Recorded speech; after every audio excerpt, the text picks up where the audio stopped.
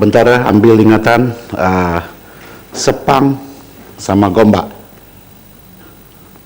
Saya mau Sepang sama Gombak untuk masuk balik. Di sini saya akan bagi tahu kepada yang berhormat. Kalau saya menggunakan kuasa di bawah peraturan masyarakat 44 dan saya tidak tetapkan berapa lama keluar. Biasanya kalau saya tetapkan bermana 10 days, beyond that saya tidak boleh lagi kuasa speaker. Tapi kalau saya gantung bermakna 4 hari atau otomatik. Dalam pada itu saya boleh menggunakan kuasa seperti yang disebut oleh Pucung tadi, yaitu peraturan masyarakat 90. I can use my discretion. Jadi sebagai contoh, walaupun tadi saya kata Gombak keluar, Sepang boleh keluar, sekarang ini boleh saya panggil mereka balik dengan menggunakan peraturan masyarakat 90, karena itu discretion saya. Begitu, jadi sebagai contoh.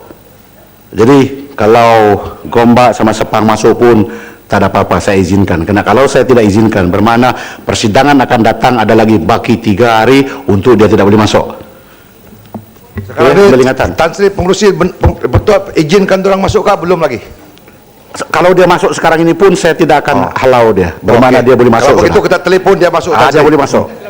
Boleh masuk. Sila, Menteri.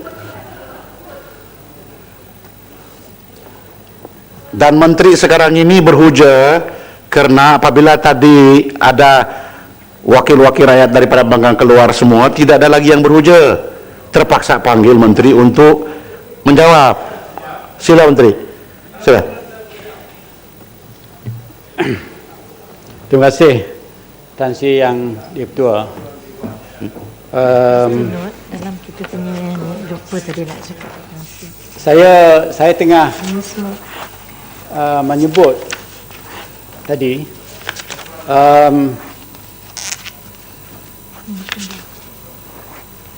siapa yang kata betul masyarakat? Saya tengah menyebut tadi interpretasi offensive weapon ini ada 2 dalam undang-undang ini. Satu offensive weapon dan satu lagi ialah schedule weapon. Jadi ini yang saya hendak perjelaskan supaya jelas kepada semua wakil rakyat, ahli-ahli yang berhormat dan juga dewan ni, bahawa yang dikatakan schedule weapon yang dibaca oleh yang berhormat, kalau tak salah saya Farid tadi membaca sinarai yang disebut dalam jadual, iaitu sebanyak 12 jenis senjata dikatakan schedule weapon. Ini yang disebut yang berhormat Farid. Tetapi yang tak disebut ialah offensive weapon yang biasa. Apa-apa saja dalam bahasa Inggeris yang saya bacakan, minta maaf Tan Sri, include any instrument which if used as a weapon of offence is likely to cause hurt. Jadi ini bermakna apa saja barang-barang yang boleh diguna untuk mendatangkan luka ataupun kesakitan kepada sesiapa, dia boleh diistilahkan sebagai offensive weapon. Jadi kalau dia dipakai dengan tujuan sedemikian, jadi itulah berbangkit persoalan yang dibangkit apabila orang-orang yang daripada kampung umpamanya bawa parang nak pergi ke ladang, nak pergi ke kebun dan pergi menuris getah, membawa korosif dan sebagainya. Fakta yang pertama yang akan dilihat oleh pihak polis ialah untuk melihat apakah yang dia bawa dan ke manakah dia pergi. Kalau orang tu membawa corrosive substance, umpamanya satu jenis apa dikatakan tadi,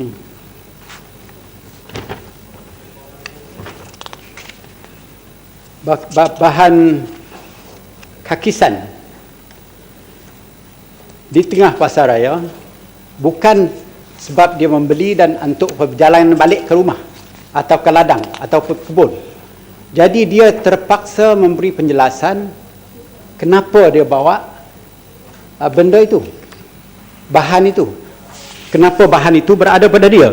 Jadi kalau dia pergi ke ladang, ditahan oleh pihak polis, naik motor, naik kereta, nak pergi ke ladang, pergi ke sawah, berjumpalah parang, berjumpalah benda-benda yang boleh diistilahkan sebagai offensive weapon.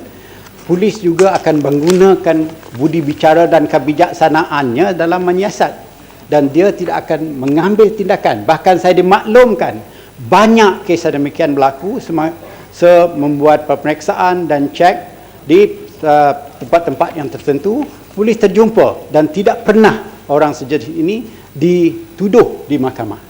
Jadi sesuai dengan tempat, sesuai dengan masa, barulah polis mengambil tindakan kalau tidak ada penjelasan yang tertentu.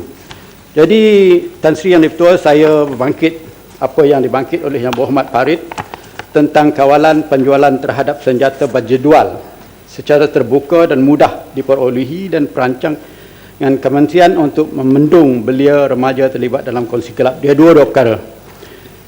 Sebenarnya senjata berjadual tidak boleh dijual sewenang-wenangnya. Dia mesti mendapat kelulusan daripada kementerian dulu. Bahkan bukan di peringkat bawahan tetapi sampai ke peringkat menteri. Dibincang oleh pihak jawatan kuasa yang tertentu dalam kementerian dan diputuskan sama ada penyelidikan dah dibuat, apakah kegunaannya. Bahkan baru-baru ini kita telah mengantungkan pihak yang tertentu yang mempunyai sebab-sebab yang tertentu untuk membawa senjata yang boleh dikatakan dalam schedule ini ke Malaysia. Kita halangkan, kita tidak setuju. Jadi dalam keadaan demikian sebenarnya tidak ada penjualan senjata berjadual secara sewenang-wenangnya. Kalau dijumpai, kalau Yang Berhormat terjumpa, melapor kepada pihak polis, kita akan ambil tindakan yang sebaiknya. Terima kasih. Silakan Yang Berhormat. Terima kasih Dato' Yang Di-Pertua. Terima kasih Yang Berhormat Timbalan Menteri. Tadi saya ada menarik mengenai itu tadi, macam mana kita buat orang sama ini, ataupun bila ada rakyat bawa senjata api pergi Kupang semua, kita bila nasihatang ini semua.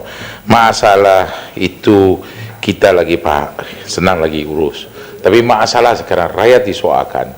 Nampaknya sekarang selalu ada jenayah berlaku, semua menggunakan senjata api.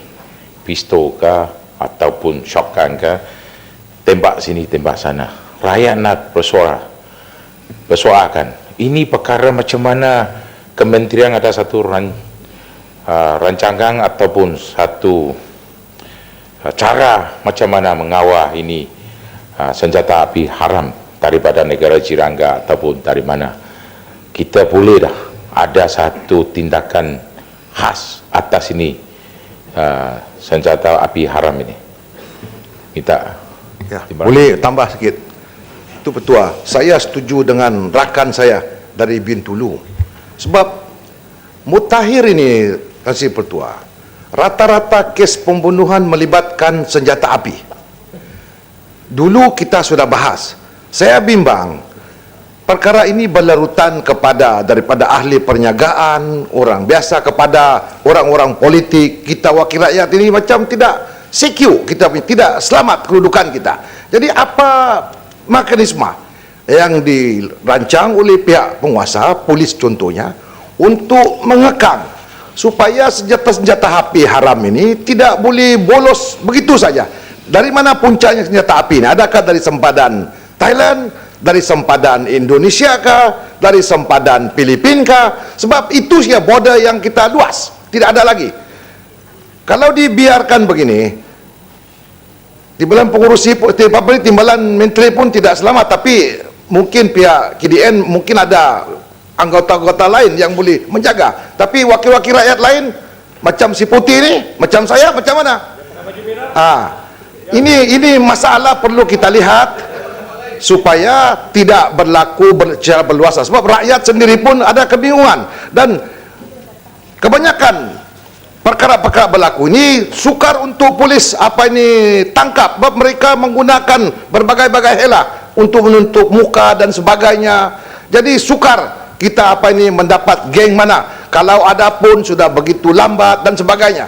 Dan biasanya pihak polis apabila ada berlaku baru ada road checking dan sebagainya. Jadi ini seharusnya kalau boleh kita pasanglah kamera-kamera yang lebih selamat, yang boleh memberi keyakinan kepada orang awam, kepada pelabu-pelabu, kepada penyaga-penyaga untuk datang ke negara kita. Sebab kita ini sebetulnya banyak sudah isu-isu yang tidak memihak kepada kita, tidak memihak kepada kerajaan, dan pembangkang memainkan isu-isu ini pula kononnya kelemahan pihak polis dan sebagainya. Sebetulnya pihak polis telah melakukan yang terbaik, tetapi mungkin ada pendekatan-pendekatan yang baru yang boleh meyakinkan rakyat dan boleh mengekang aktiviti-aktiviti negatif seumpama ini. Terima kasih. Terima kasih Yang Berhormat.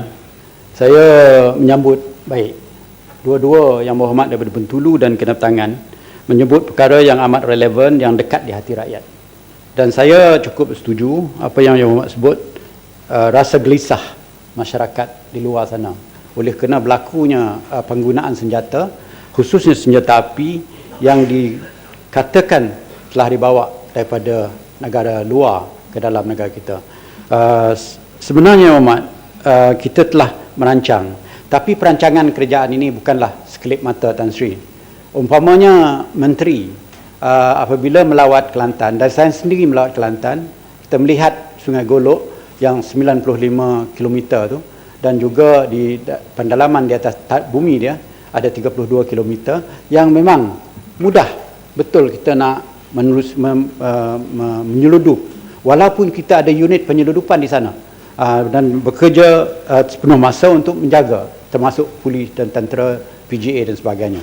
Tetapi dalam masa yang sama kita hendak physical fencing secara fizikal, dan ini kita telah sarankan kepada kerajaan, dan saya sendiri telah berjumpa dengan beberapa pihak yang mempunyai teknologi yang canggih yang boleh mengesan apabila orang sampai ke batasan kita dan mengetahui sama ada ni manusia yang berjalan ataupun binatang yang berjalan ataupun kereta yang berjalan nak sampai ke batasan kita ataupun border kita. Jadi ini telah dirancang dan pihak kementerian telah memohon kepada pihak kerajaan untuk mendapat sumber kewangan untuk membina apa yang menteri kata physical fencing. Mula-mula kita nak cadangkan electronic fencing. Ini boleh menghalangkan kerana kebanyakannya, tunggu Mat, saya belum habis lagi. Kerana kebanyakannya kemasukan senjata ke negara ini dikatakan ialah daripada Thailand, bukan daripada Filipina dan bukan daripada Indonesia yang Mat, sebagaimana yang kita ketahui, ya. Jadi kalau ada pun daripada Kalimantan yang masuk ke Sarawak itu adalah senjata buatan sendiri yang mungkin tidak mempunyai kesan dan tidak akan sampai ke Semenanjung, dan itu juga tidak pernah pun dipakai menjalankan aktiviti-aktiviti jenayah, hanya digunakan untuk hunting, berburu. Jadi dalam keadaan semikian itu perkara yang pertama. Yang kedua, Yang Berhormat, kita telah merancang undang-undang daripada sudut undang-undang, ya.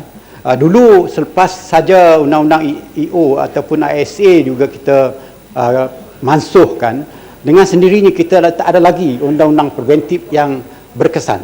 Dan dengan itu, dengan ihsan Dewan ini telah diluluskan POCA ataupun Prevention of Crime Act yang baru ini. Dan POCA ini baru kita wartakan 1 hari bulan April, Yang Berhormat, sebenarnya kena proses pelantikan lembaga dan sebagainya, dan kita baru pun daftar dan preparation di peringkat penjara dan tiap-tiap pegawai yang terlibat, dan baru pun diwartakan dan terlaksana pada 2 hari bulan. Dan insyaAllah Tan Sri, polis tengah dan sedang mengambil tindakan kepada pihak-pihak yang kita tahu terlibat dengan penyeludupan senjata, penyeludupan barang berdadah dan sebagainya, tetapi tak ada bukti-bukti yang terus bagaimana Yang Berhormat Kinabatangan sebut tadi. Jadi ini tengah dalam perjalanan kita, walaupun kita dedahkan perkara ini sebab dia dalam penyelidikan, kerana kita mendapat nasihat daripada Peguam Negara, kita tujukan halat kita membawa pasalah-pasalah ini ke mahkamah dahulu, bukan untuk membawa mereka dalam tahanan di bawah PCA dan bawah pencegah sistem pencegah yang tak bawa ke mahkamah tu. Jadi dalam keadaan sedemikian, kita selidik dulu sepenuhnya, kalau dapat kita akan tuduh mereka ke mahkamah. Barang yang tak cukup bukti dan sebagainya, baru kita menggunakan sistem penahanan lain. Jadi Yang Berhormat Ketua Kena Pertangan dan juga Yang Berhormat daripada Bintulu, percayalah, kita baru hanya mewartakan 1 hari bulan April, Yang Hormat, dan baru dilaksana undang-undang ni diwartakan pada 2 hari bulan. Bahkan semalam bila saya bertanya, polis tengah dan sedang membuat gerakan, mungkin kita tak ada bagi di dalam pihak umum ni, kena biarlah polis menjalankan tugas mereka. Dan saya juga bersetuju kita akan laporkan kesan daripada tindakan ini nanti pada sesi parlimen yang akan datang. Ya, Yang Hormat. Ya, terima kasih. Tunggu Yang Hormat. Baru nak dulu. Yang Hormat dulu. Terima kasih, Menteri. Saya ingin menyentuh tentang penyelundupan yang telah disebutkan oleh rakan daripada Sabah tadi. Berbalik pada isu Lahad Datu yang berlaku pada tahun lepas, di mana kebanyakan senjata dan orang-orang yang telah masuk telah hilang tanpa dapat dikesan. Mungkin orang dapat dikesan tetapi tanpa senjata, dan jadi tidak ada apa-apa tindakan boleh diambil. Dan ada juga teori menyatakan bahawa sebahagian besar daripada senjata yang telah dibawa masuk oleh penceroboh daripada di Lahad Datu telah ditanam atau disorok di tempat-tempat tertentu. Jadi apakah usaha yang berterusan pihak keselamatan untuk mencari senjata-senjata ini supaya perkara ini tidak berulang atau senang diulang tanpa orang-orang luar membawa apa-apa senjata masuk? Kerana kita telah dibayangkan bahawasanya ada kalanya stokpil senjata telah berada di dalam negara, terutamanya tempat-tempat terpencil, dan tanpa apa-apa kuat kuasa yang berterusan atau konsisten, apa-apa undang-undang yang kita gubarkan juga tidak berkesan tanpa enforcement. Jadi saya rasa kita perlulah tengok dari dua sudut, dari segi enforcement yang berterusan dan konsisten, dan juga undang-undang ini sebagai deterrent. Kerana kalau tidak ada mereka yang membuat kesalahan ini dihukum dengan seberat-beratnya, tidak ada deterrent tanpa juga enforcement. Mohon. Ya, terima kasih, Yang Hormat. Sebenarnya Tan Sri, pihak polis telah menubuhkan satu unit gempur dan risik. Tujuannya ialah untuk memperkuatkan lagi daripada sudut risikan kita berhubung dengan apa saja perkara yang mendatangkan menjejaskan keselamatan negara. Jadi unit ini bekerjasama dengan pihak-pihak yang apa dikatakan yang telah establish unit macam Special Branch dan CID umpamanya, membuat risikan khusus untuk mencari persoalan yang Berhormat sebutkan tadi itu, iaitu stokpil kalaulah ada ditanamkan di Malaysia, di Sabah khususnya, apabila senjata ini dibawa daripada Filipin dahulu semasa Lahad Datu, insiden di Lahad Datu. Jadi perkara ini masih dalam selidikan dan risikan, dan juga polis kita telah mengadakan kerjasama yang erat dengan pihak berkuasa di Filipin untuk mengetahui daripada sources itu sendiri adakah tidak senjata-senjata ini dibawa dan tidak dibawa balik oleh pihak ini ke Filipin, ataupun telah dibuang ke dalam laut, ataupun ditanam di mana tempat dia ditanam kalau berada. Ya, Ahmad. Terima kasih, Ahmad. Ya, terima kasih Timbalan Menteri. Saya mau bertanya, saya tidak bersetuju dengan apa yang dicakap oleh Timbalan Menteri tentang senjata haram yang diseruduk ke dalam Sarawak adalah untuk pakaian untuk bukan untuk melakukan jenayah. Tapi pada 2 tahun yang lalu sudah berlaku 3 kes pembunuhan dengan senjata haram. 2 kes berlaku di Sibu, 1 berlaku di Miri sana. Memang melibatkan senjata haram. Jadi nampaknya ketiga-tiga kes ini melibatkan kongsi gelap. Jadi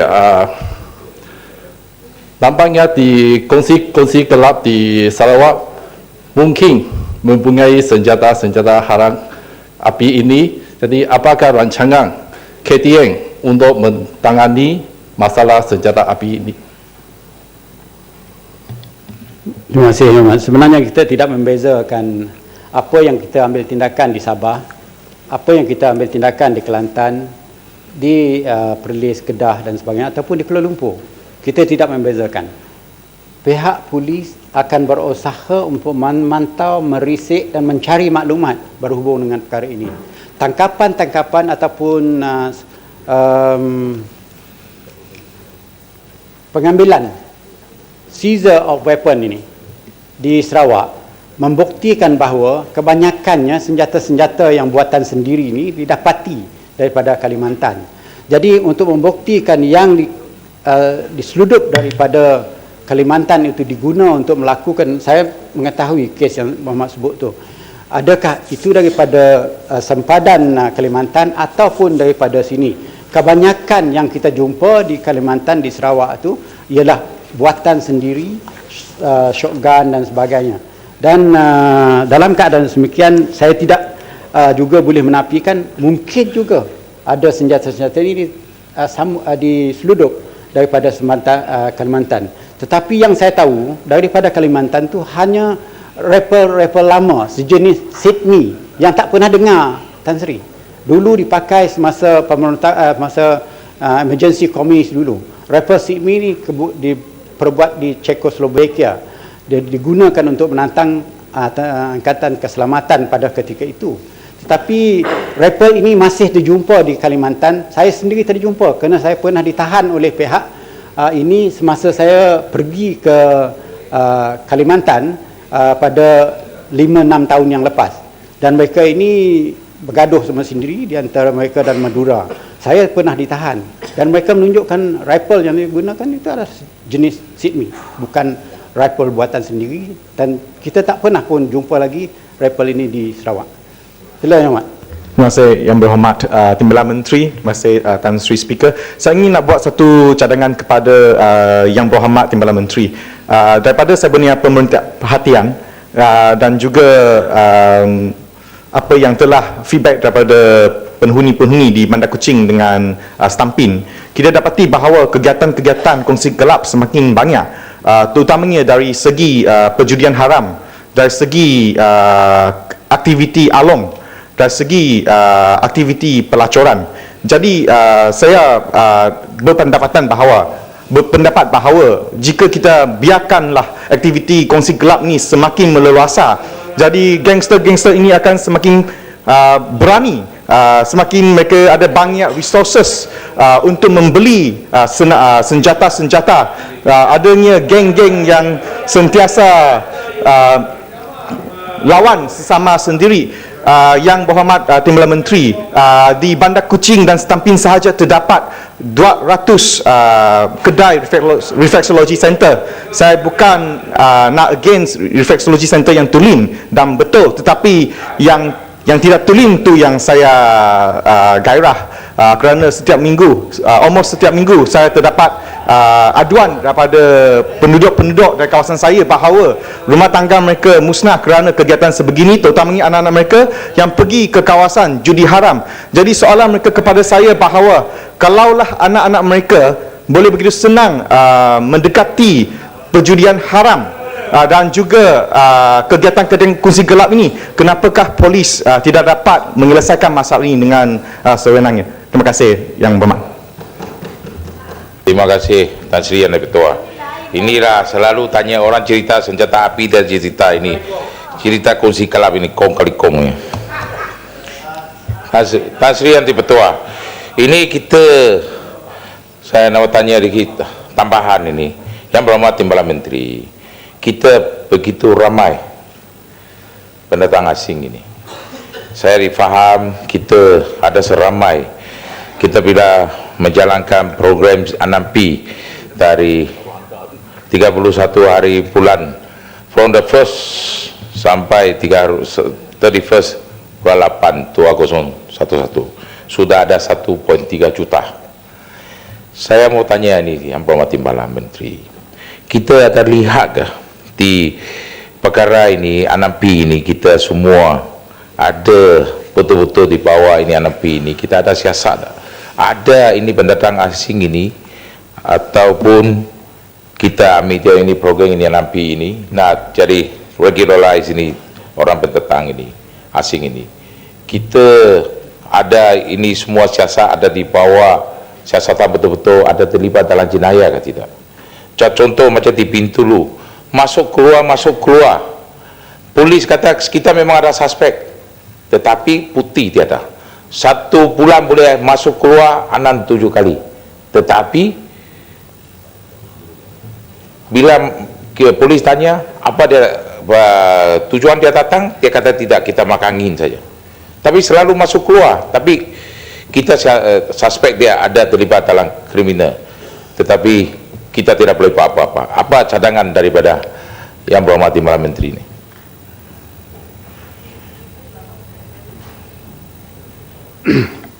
Terima kasih Yang Berhormat. Dari Bandar Kuching dan bukan Bandar Kuching, daripada Stampin dan juga yang Bintulu. Yang Berhormat daripada Stampin, judi dan kongsi gelap, Yang Berhormat. Sebenarnya Yang Berhormat, kita telah sebelum ini mengisytiharkan beberapa badan pertubuhan sebagai badan haram di seluruh Malaysia, ya. Dan saya masih tengah mengkaji Tan Sri, dan saya telah dapati ada hampir 20 lagi badan-badan sedemikian di Sarawak yang belum kita isytiharkan. Saya dapat menunggu pengesahan daripada pihak polis. Saya tak nak orang yang innocent menjadi victim. Jadi saya nak pengesahan daripada polis. Pihak-pihak dikatakan kongsi gelap yang haram ini akan kita sahkan, dan selepas itu kita akan isytiharkan kepada umum, Yang Hormat. Dan selepas diisytihar kepada umum, Tan Sri, kita akan mengambil tindakan sebagaimana yang saya sebut tadi. Prevention of Crime Act sudah pun diwarta dan telah dilaksanakan. Kita akan ambil tindakan, Yang Hormat. Pasal judi itu, Yang Hormat, itu juga yang sama, Yang Hormat. Apa yang masalah berlaku sekarang adalah tidak tepat mengatakan polis tidak mengambil tindakan. Kita telah mengambil banyak tindakan. Serbuan demi serbuan kita buat. Beratus berserbuan di tiap-tiap bandar. Saya tahu di Kuching, di Sibu, di Bintulu, inilah tapak-tapak yang banyak perjudian haram ni yang kita ketahui. Tetapi hari ini kita serbu, minta maaf dulu, saya cakap dulu. Duduk, hari ini kita serbu, kita sita, kita ambil yang punya komputer dan sebagainya. 5-6 hari akan datang, satu lagi terbuka di sana. Ada juga kadang-kadang kita minta pihak tu tempatan supaya jangan diluluskan tempat-tempat ini untuk satu-satu ketujuan yang tertentu. Dan kita juga berhubung dengan pihak berkuasa memberi bekalan elektrik supaya jangan disambung elektrik, jangan disambung air dan sebagainya. Tetapi Tan Sri, kita kena ada basis undang-undang dia juga.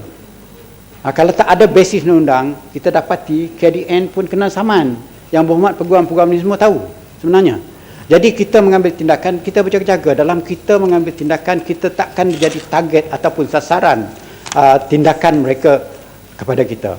Jadi dengan adanya undang-undang ini, Yang Hormat, kita dah tahu siapa orangnya. Saya dah bagi tahu, saya tak kisah siapa dalam komuniti. Sama dia ada tinggi dalam komuniti atau besar dalam komuniti, saya kata dengan polis, ambil tindakan. Ini big bosses ni. Big bosses, dia punya leader ni.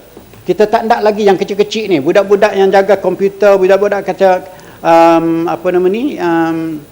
kafe tu ditangkap dan lepas tu hilang begitu saja. Seminggu lepas tu bos dia beri komputer baru, masuk baru.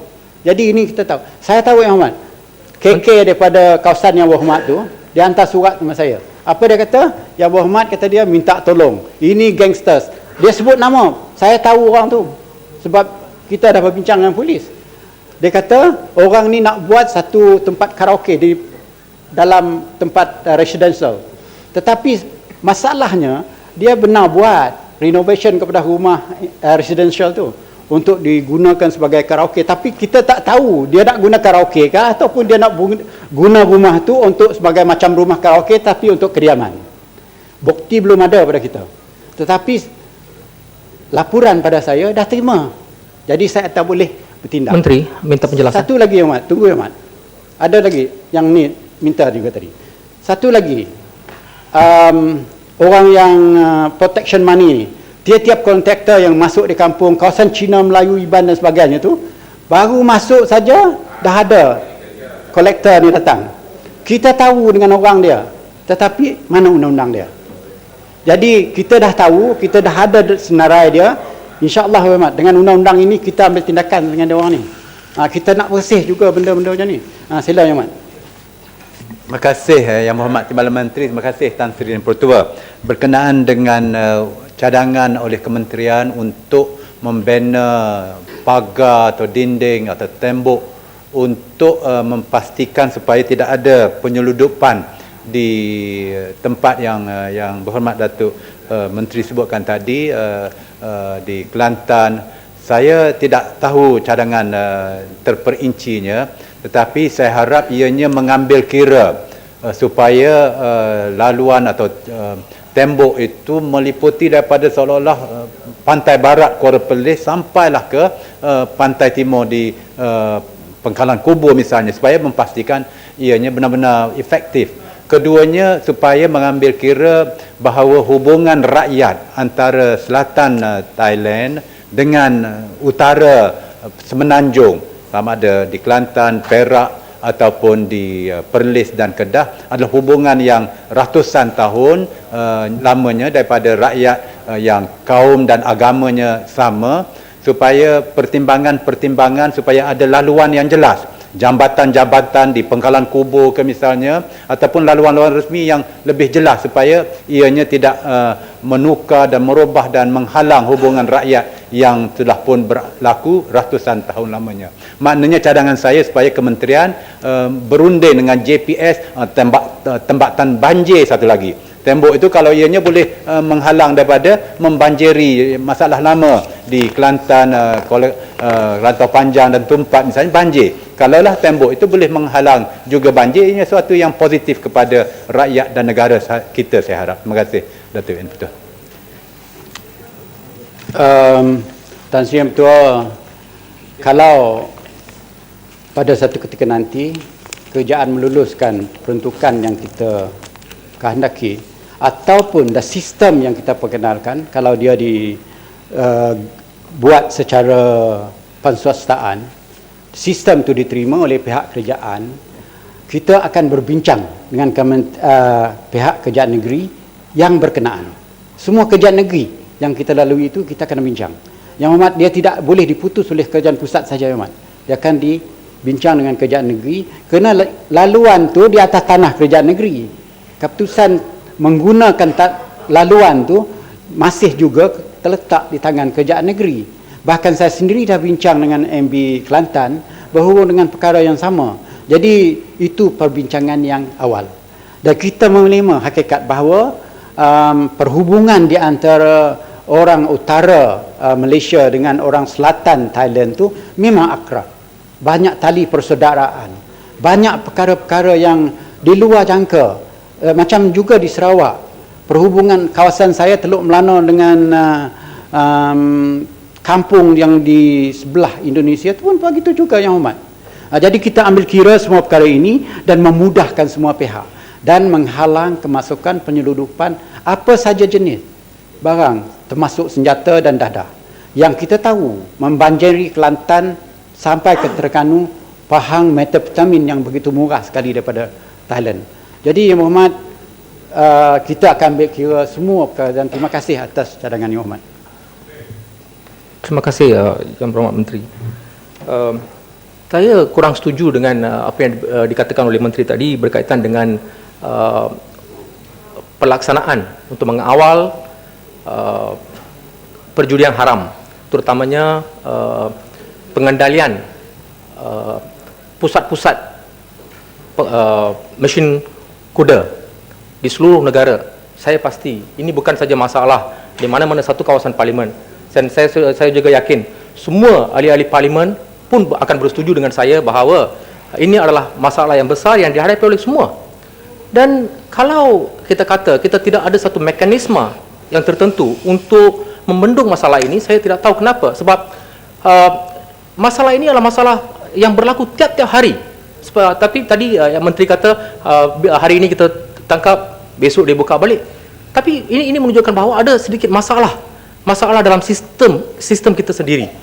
Bagaimana perkara ini berlaku? Bagaimana orang yang mengoperasi ini berani buat, walaupun kita ada pihak penguasa tempatan, kita ada polis, kita ada macam-macam agensi penguasaan, tetapi mereka berani juga melakukan. Dan ini menjadi satu masalah yang yang amat serius. Sebab hari ini kita bincang tentang masalah senjata api. Salah satu faktor ataupun yang menyebabkan wujudnya masalah ataupun jenayah-jenayah yang lebih besar seperti masalah jenayah api, senjata api ini berpunca daripada jenayah-jenayah yang lain seperti ini. Bermula daripada pusat-pusat operasi ini, di mana disitulah berlaku banyak jenayah-jenayah lain, dan disitulah lahirnya anak-anak muda kita yang tersungkur daripada landasan moral, dan mereka melibatkan diri dalam aktiviti-aktiviti gangsterisme dan sebagainya, dan akhirnya mereka melakukan jenayah-jenayah yang lebih besar. Dan saya minta Menteri untuk memberi keyakinan kepada rakyat bagaimana ataupun caranya tindakan akan diambil oleh Kementerian Dalam Negeri untuk membendung all out. Kita mesti ada satu political will. Kita tak boleh cakap datang ke sini setiap kali dalam parlimen kita buat satu undang-undang baru atau memperbaiki undang-undang, tetapi kalau kita tak ada political will untuk menyelesaikan masalah itu di peringkat akar umbi, masalah ini tidak akan diselesaikan. Terima kasih. Muhammad, boleh sambung sikit? Terima kasih Muhammad. Muhammad setuju tak bahawa di samping Kementerian Dalam Negeri, kerajaan-kerajaan negeri juga harus memantau, sebab saya percaya banyak aktiviti-aktiviti haram berlaku di negeri-negeri. Contohnya negeri yang di Lembah Kelang, di Selangor. Negeri ini diperintah oleh satu pemerintah yang konon hebat, tetapi banyak betul aktiviti ganjalan negatif berlaku, dan unsur-unsur itu bermula di situ. Dia geng haram lah, geng macam-macam.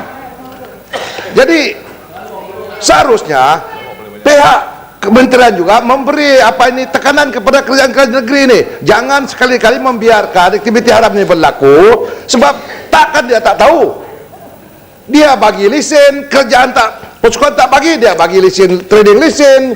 Jadi ini masalah besar yang kita hadapi. Jadi at the end polis pula disalahkan. Minta pendapat Muhammad.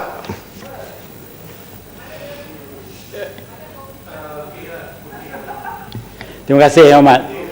Sebenarnya Tan Sri yang betul. Yang pertama saya nak streskan soalan political will yang dibangkitkan oleh Yang Berhormat daripada apa tadi? Batu Gajah. Political will lah. Datuk Petua, Sepang sudah ada permission ke Datuk Petua? Oh, sudah. Boleh. Political will lah. Boleh. Tadi Dia Kinabatangan sudah kata tunjuk dia yang telefon je. Bukan Kinabatangan kata nak telefon Sepang ke tadi? Sila Menteri teruskan.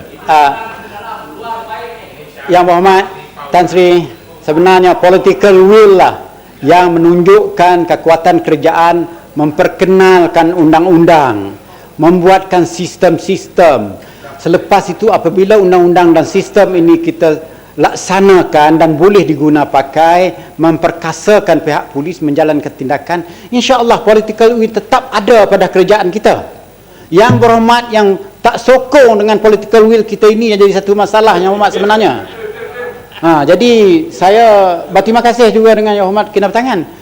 Patutnya kerajaan negeri tunjuk juga perhatian kepada tindakan-tindakan kita. Khususnya jangan bagi api, jangan bagi air, jangan bagi lesen untuk menggunakan premises tertentu. Yang Berhormat, saya masih bercakap. Menteri kata ada political will, tetapi masalah ini masih wujud di luar. Yang Berhormat, itu masalahnya. Yang Berhormat, political will bukan sekadar kita buat undang-undang saja, Menteri. Kita buat undang-undang dalam parlimen tak cukup. Kita perlu political will untuk selesaikan masalah itu di peringkat akar umbi. Itu yang penting, Menteri. Duduk, Yang Berhormat. Yang Berhormat, saya Yang Berhormat, apabila Tan Sri speaker ataupun speaker duduk kat sana bercakap, Yang Berhormat, saya sentiasa duduk. Dalam Dewan, Yang Berhormat, saya have the floor. Saya bagi bahawa lama yang boleh bercakap, kalau tu habis floor Yang Berhormat balik kepada saya. Melainkan floor itu ditarik oleh speaker. Bila speaker bercakap, baru floor saya hilang. Speaker have the floor. Jadi jangan ini mau cuti ni barangkali Presiden. Jadi Kinabatangan, kalau saya kasih Batu Gajah cuti beserta dengan Kinabatangan, sama-sama cuti. Sila Yang Berhormat. Sila. Terima kasih. kalau Langat minta tolong Kenapa Salam pun mau ikut volume cuti turun juga? sikit. Menteri. Salam pun mau ikut cuti Timbalan juga Menteri. dengan Kinabatangan. Jadi Yang Berhormat, kita ada political will Yang Berhormat. Tapi saya bermohon sokongan daripada Yang Berhormat sekalian. Semua Yang Berhormat. It is across the political divide dengan izin Tan Sri. Ini perkara nasional. Ini perkara jenayah, bukan politik. Jadi saya berharap political will daripada kerajaan yang dilaksanakan oleh pihak polis ini pada sokongan semua pihak untuk menangani masalah ini. Apa yang saya sebutkan tadi ialah masalahnya kita pekerja dalam tu menyewa satu bangunan, lepas tu diberikan dengan semua perkara-perkara instrumen komputer dan sebagainya, besok dia dah jadi kedai komputer yang boleh berjudi haram. Tetapi bila kita tangkap, penyewa pun bukan tauke yang kita tangkap, tetapi polis mengetahui Yang Hormat siapa mereka itu. Dengan undang-undang ini telah dilaksanakan, kita akan kita ambil tindakan sebagaimana Yang Berhormat Batu Gajah sebut. InsyaAllah Yang Hormat, tunggulah, bagi kita masa, dalam masa 5-6 bulan selepas ini kita akan bagi laporan kepada Dewan ini apakah kesan daripada sudut undang-undang. Jadi saya Yang Berhormat Salam ni, kalau bercerita hal ini, ceritalah cerita ini saya. Ya, terima kasih Timbalan Menteri. Bukan apa, saya nak tegur jugalah ucapan Timbalan Menteri yang menuduh seolah-olah kerajaan-kerajaan negeri memberikan lesen, ya. Dan ini merupakan satu pertuduhan yang tidak berasas, kecuali kalau dibuktikan memang kita beri lesen judi ataupun lesen untuk melakukan perkara-perkara yang bercanggah dengan undang-undang, ya. Tetapi apabila dilakukan serbuan seperti mana yang disebutkan oleh Timbalan Menteri tadi, ya, kita bermasalah juga. Samalah juga yang seperti mana yang disebutkan, kita perlukan kerjasama daripada pihak polis. Dan bila dah serbu, tutup hari itu, esok boleh buka balik, ya. Dan ini merupakan satu perkara yang mungkin, ya, kita perlu kaji dari sudut undang-undang, ya, di mana premis itu boleh disita dan pemilik premis yang memberi rumahnya ataupun kedainya untuk disewa untuk kegiatan-kegiatan yang sebegitu rupa boleh juga dikenakan tindakan undang-undang. Bagaimana pandangan Timbalan Menteri? Tuan-tuan, Yang saya pertama boleh Yang minta Tuan surat dulu. Tuan surat 41A. Cuba saya nak merujuk dengan pakaian ahli Parlimen Siputi. Sebab dalam tulis sini dia blouse, tapi dia pakai t-shirt dan tidak tidak panjang. Dia sampai ngam lutut ya. Ini menunjukkan dia tidak menghormati pakaian.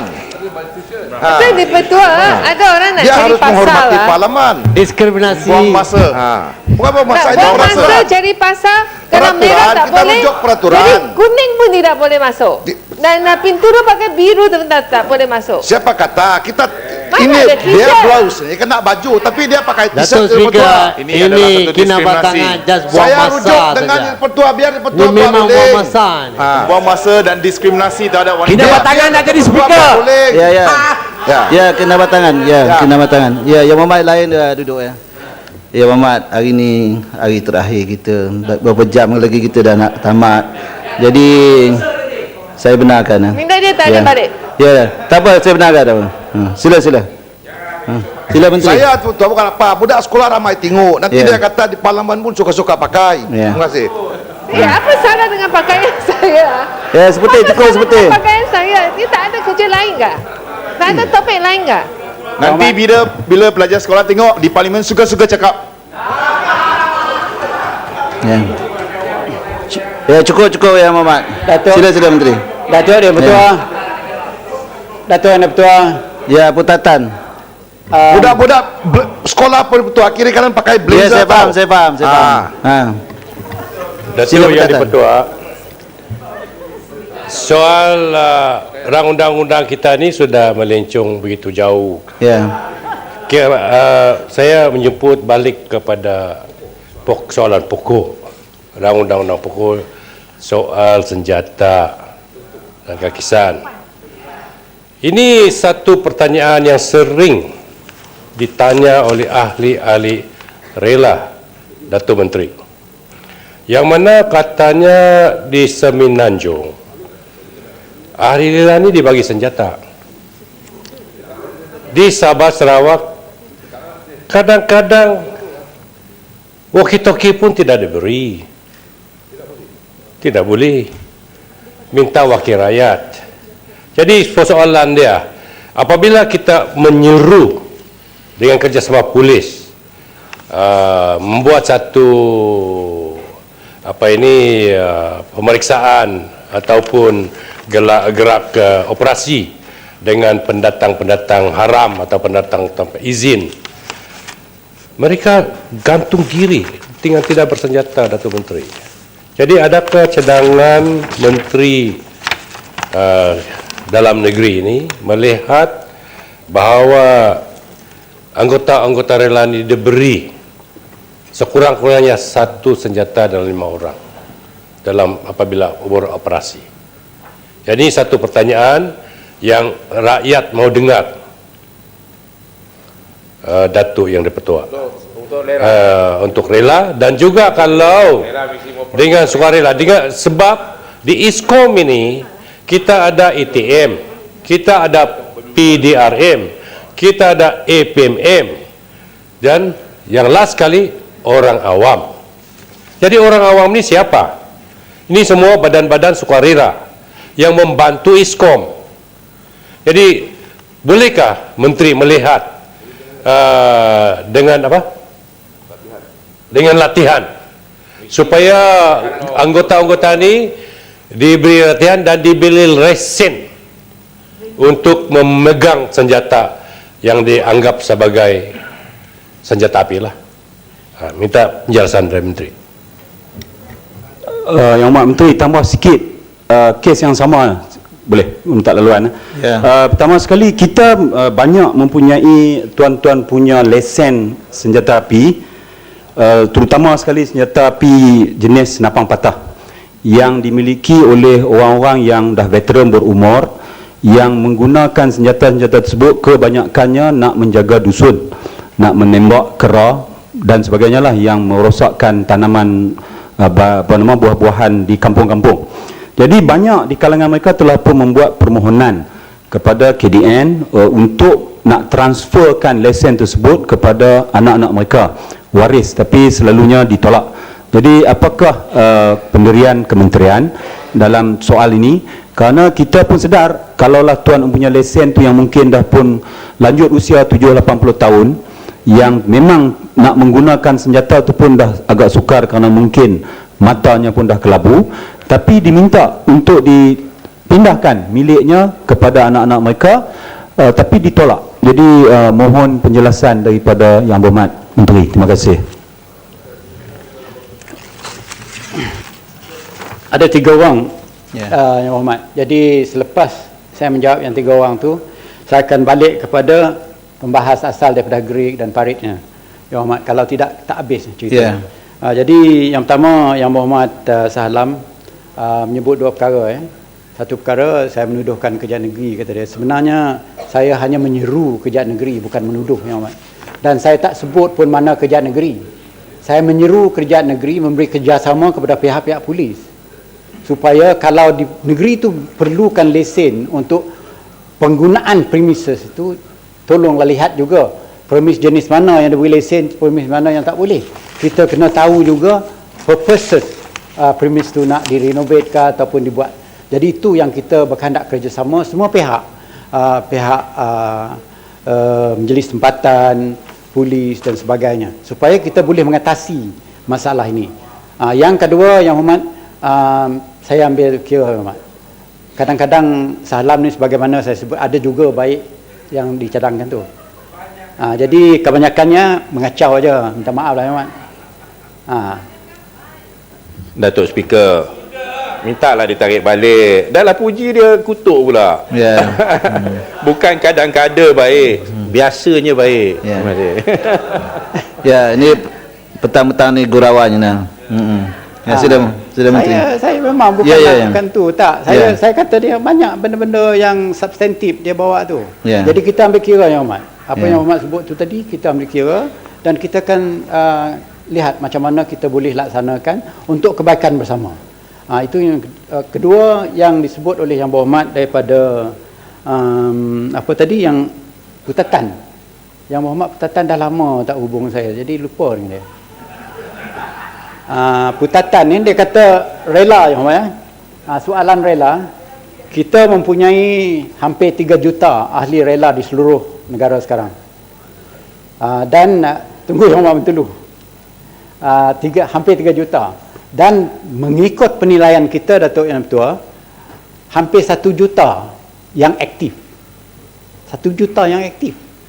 Jadi persoalan untuk melengkapkan mereka ini dengan senjata memang payah sikit. Walau bagaimanapun, saya akan kaji apa yang Berhormat cadangkan tadi. Tiap-tiap 5 rela yang Berhormat sebutkan, 5 rela ada 1 senjata untuk mereka. Kita akan kaji kesesuaiannya, keperluannya dan kemampuan kerajaan untuk mewujudkan senjatanya sebegitu banyak. Menteri, terutama sekali semasa operasi. Ya. Bila dia orang buat operasi itu, pakai tangan kuku saya. Baik, kosong. Ya, terima kasih. Itulah menyediakan senjata di tiap unit rela mungkinnya. Dan kita akan study dan saya bukan janji apa-apa Yang Hormat, kemampuan kita, kebolehan kita dan juga melatih rela ini untuk menggunakan senjata. Senjata ni tak boleh diberi begitu saja Datuk Seri. Ada tanggungjawab yang amat besar kepada mereka yang memegang mana-mana senjata. Bukan saja dia mendatangkan masalah kepada orang lain, tapi juga boleh mendatang masalah kepada mereka sendiri. Latihan mesti mencukupi. Tunggu Yang Hormat Bintulu ya. Daripada Jelun tadi, itu berhubung dengan banyak kes-kes yang mana dahulunya mempunyai lesen apa dikatakan carry and use, ada juga lesen ownership kepada senjata-senjata, dan carry and use mungkin diberi kepada anak-anak dia, tapi bila bapa tu dah menjadi tua, dia hendak senjata ini dipindah kepada anaknya. Dan ini permohonan ini memang banyak kita lihat Yang Hormat di seluruh negara, daripada Sabah sampai ke Perlis kita lihat, dan kita study case by case basis. Kalau dia anak ni duduk di Kuala Lumpur jadi kerani ataupun jadi pengurus bank dan pengurus sebagainya, dia mohon lesen bapaknya tu tak mampu lagi nak guna jaga kebun, mungkin kita tidak pertimbangkan. Kita tengok keperluan dia, bukan oleh kerana dia anak kepada bapa yang punya lesen.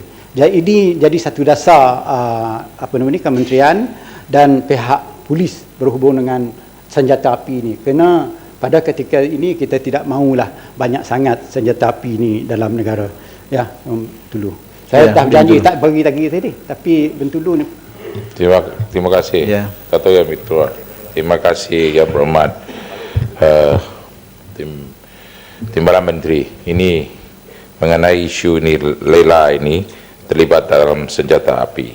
Lela ini, kita memang sudah banyak ahli. Kata tadi Yang Berhormat Timbalan Menteri beritahu kita ada 3 juta, tetapi cuma hanya 1 juta ada aktif ataupun banyak aktif dalam negara kita. Tetapi Yang Berhormat Timbalan Menteri ada sedar tidak? Kita sekarang ada cadangan daripada Putatan, kata 5 mesti mau ada senjata bila dia orang jalankan tugas beroperasi.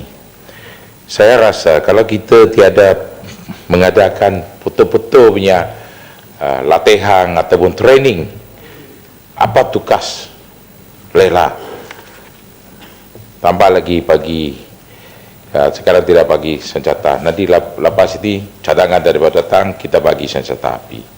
Masalahnya sekarang saya terima banyak aduan daripada Sarawak Sibu itu Pindango sana, ada ketua Lela di Pindango, dia membawa senjata api, tolong mengawal sabung itu tanpa sabung ayam.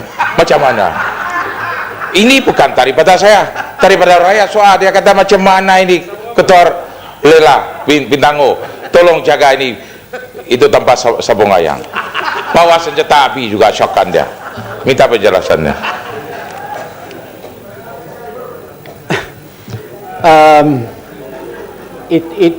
Yang Hormat Datuk Speaker, biar saya ringkas saja ni. Sebenarnya masalah kita di Sarawak tu, senjata api ni masih di bawah kerajaan negeri yang mana, masih di bawah kawalan kerajaan negeri, dan penggunaannya pun diletak di bawah bidang kuasa kerajaan negeri. Dan memang saya setuju, memang tak ada pun kerajaan negeri nak bagi senjata api untuk persendirian peribadi dan diguna oleh pegawai rela. Ini setelah kita tahu juga ni. Dan lepas itu dia menjadi jaga sabung ayam pula. Jadi itulah kenapa Yang Berhormat Putatan, kita kena kaji keseluruhannya benda ni. Jadi kita kena kaji keseluruhannya di mana letak. Kerana rela ni dia bukan pegawai polis dan pegawai tentera yang berhak membawa senjata macam badan-badan yang lain. Dia sukarelawan saja, Yang Hormat. Jadi ada garis panduan yang tertentu bagaimana rela ni berfungsi. Jadi itu jawapan saya. Jadi kembali kepada persoalan yang dibangkit oleh Yang Berhormat Farid berhubung dengan Labuan bangun. Labuan bangun. Sikit ya Datuk Menteri. Labuan tu ada rela, Yang Hormat? Bukan rela, ni apa ni, di Sabah ni apa ni, tradisinya memang ramai yang memiliki senjata api tradisional yang dibuat sendiri yang dipanggil bakakok, dan apa ni, ianya satu yang menakutkan, budaya yang kalau tidak dibendung mungkin akan membuatkan society melihat tolerance itu tinggi. Dan sekarang ni selalu lagi kita baca local newspaper yang sebut pasal pergaduhan menggunakan bakakok ataupun tangkapan disebabkan oleh bakakok. Jadi apakah apa ni yang diketahui mengenai bakakok yang dirasakan masih banyak di Sabah ini?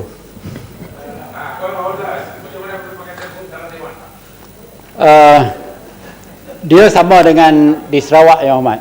Seganda yang saya telah sebutkan tadi, berlakunya orang membuat senjata api sendiri, tapi semua kesalahan ini menjadi satu kesalahan di bawah undang-undang senjata api.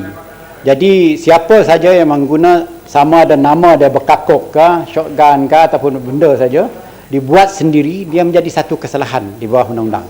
Jadi saya akan meminta taklimat daripada Ketua Polis Negeri ataupun Komisioner Polis Sabah untuk mengetahui seberapa jumlah dan maklumat yang diketahui berhubung dengan apa nama tadi, Yang Menteri, ini Yang Hormat, memandangkan apa ini mereka-mereka yang beri sekejap yang terlibat buat senjata buatan sendiri ini, pada saya mereka ini kreatif dan inovatif.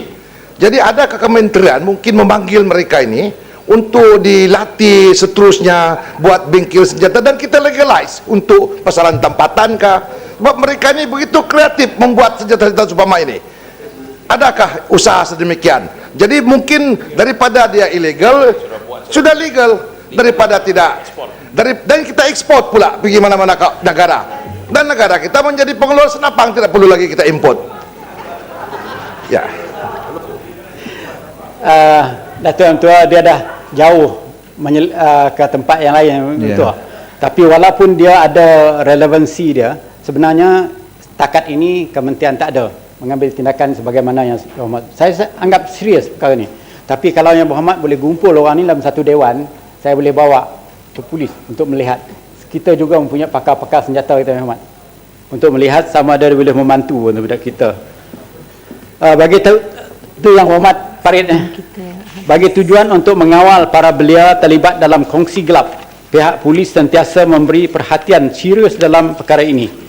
Antara langkah yang diambil dengan menjalinkan kerjasama dengan Kementerian Pendidikan, Kementerian Belia dan Sukan dan Persatuan Ibu Bapa, antara langkah yang diambil seperti pelantikan pegawai perhubungan sekolah PPS di semua sekolah rendah dan menengah bagi pusat pengajian tinggi dengan penubuhan soksis bagi mengisi masa lapang remaja dengan aktiviti-aktiviti yang berfaedah. Jadi Datuk Yang Tua, saya hampir dah jawab semua. Yang berhormat daripada Farid, yang berhormat daripada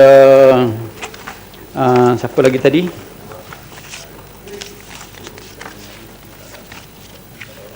Greg. Ya. Semua persoalan tu dah dijawab awal tadi. Jadi Datuk Yang Tua, sekian saja jawapan saya. Mana yang tak dijawab tadi, yang Greg dan Farid, kita akan cuba beri jawapan bertulis. Terima kasih Datuk Yang Tua. Ya. Ahli-ahli yang berhormat, sekarang saya kemukakan masalah kepada majlis bagi diputuskan. Masalahnya ialah bahawa rang undang-undang ini dibacakan kali yang kedua sekarang. Ahli-ahli yang berhormat, yang bersetuju kata bersetuju, yang tidak bersetuju kata tidak, lebih suara bersetuju. Rang undang-undang ini dibacakan kali yang kedua sekarang. Rang undang-undang bernama satu akta untuk meminda akta bahan-bahan kakisan dan letupan dan senjata berbahaya 1958. Majlis dalam jawatankuasa.